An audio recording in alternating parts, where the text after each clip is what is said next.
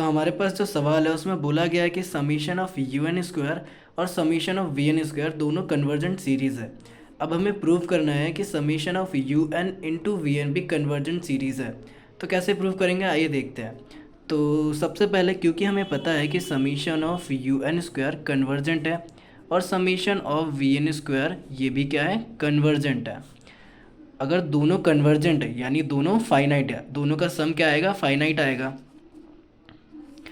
तो इससे हम ये कह सकते हैं कि summation of you N square plus V N square will also be convergent. अब ये मैं कैसे कह रहा हूँ भाई, देखो अगर ये फाइनाइट है तभी तो कन्वर्जेंट हुआ, और ये फाइनाइट है तभी ये भी कन्वर्जेंट हुआ।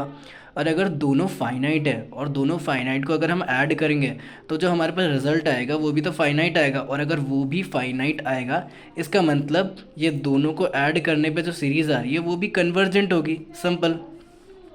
तो हमने यहाँ तक कर लिया।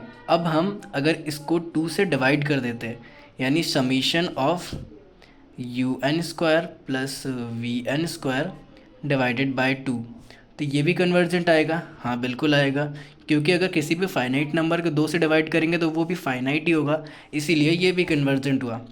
और अब हमें एक चीज़ ध्यान रखनी है कि हमें ई एम और जी एम ये क्या होता है इसके बारे में पता होना चाहिए। तो ई एम सिंपली क्या होता है, कोई भी दो नंबर है लाइक ए और बी, तो अगर हम किसी भी दो नंबर को ऐड करके डिवाइड बाय 2 कर देंगे तो इसे हम बोलते हैं ई एम। और वहीं अगर हम उन दोनों नंबर को मल्टीप्लाई करके उसकी पावर हाफ कर देंगे तो इस चीज़ को हम बोलते हैं जी एम, और इसी चीज़ का हम यूज़ करने वाले। और ई एम और जी एम की एक प्रॉपर्टी होती है जिसमें ये कहा गया है कि E M is always greater than equal to G M होता है। और अब सेम इसी प्रॉपर्टी को हम यहाँ पर यूज़ करने वाले हैं। तो देखो ये जो हमने लिखा है यहाँ पर ऐसा क्यों लिखा है, अब मेरा मन तो हुआ नहीं कि मैंने लिख दिया, मुझे ये वाली फॉर्म चाहिए थी इसलिए मैंने ऐसा इसे बनाया। तो अब ये हमारे पास क्या आ गया, ये हमारे पास आ गया ई एम। अब हम इससे इसका जी एम बनाएंगे। तो लेट से अगर ये जो यू है ना इसको मैं ई मान लूँ और जो वी है ना उसको मैं बी मान लूँ, तो मैं इसको ऐसा भी लिख सकता हूँ कि summation of you N square plus V N square divided by 2 is always greater than equal to. अब हमारे पास देखो यहाँ पे क्या है, ए इंटू बी। तो अगर ये ए है ये बी है, इसका मतलब ये हो जाएगा समीशन ऑफ यू एन का स्क्वायर इंटू वी एन का स्क्वायर, और यहाँ पे होल पावर 1/2 लग जाएगी। इतना देख लो, क्लियर हो गया तो बता दो। उसके बाद हम करेंगे यहाँ पे ये तो एज इट इज़ रहेगा, और यहाँ पे क्या हो जाएगा, देखो यहाँ पर दोनों स्क्वायर में थे तो इससे इसका जो रूट है वो कट जाएगा।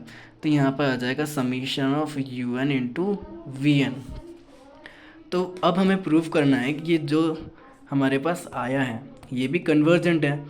तो देखो यहाँ पर क्वेश्चन पूरा ख़त्म हो चुका है। अगर आपको एक थ्योरम याद है और वो है कंपैरिजन टेस्ट की, जिसमें नॉट अ थ्योरम बस एक कंपैरिजन टेस्ट है जिसमें बोला गया है कि अगर summation U N and summation V N दो सीरीज़ है जिसमें कि summation U N greater than equal to summation V N है और एन किसी भी कांस्टेंट से छोटा है, तो अगर यू एन कन्वर्जेंट है तो वी एन भी कन्वर्जेंट होगा, और अगर यू एन डाइवर्जेंट है तो वी एन भी डाइवर्जेंट होगा।